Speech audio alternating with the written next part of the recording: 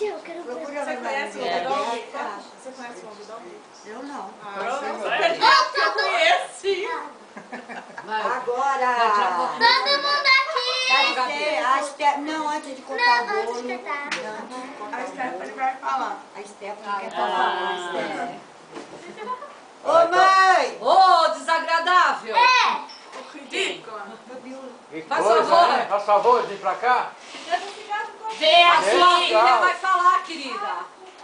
Discurso, discurso. Tem o discurso das filhas. Ai, isso aqui. Licença. Vai! Eu não vou fazer nada. Todas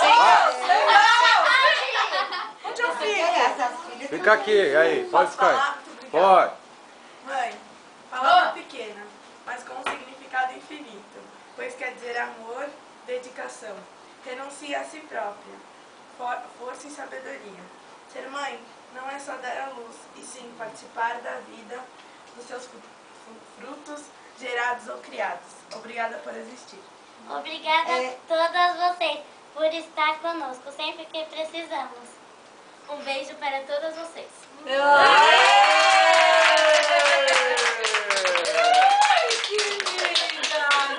Olha como vocês são adoráveis! E pras mamães nada! Como é que é? É pica! É pica! É pica! É pica! É pica! É rola! É rola! É rola! É rola! É rola! Nu! Ah! Se!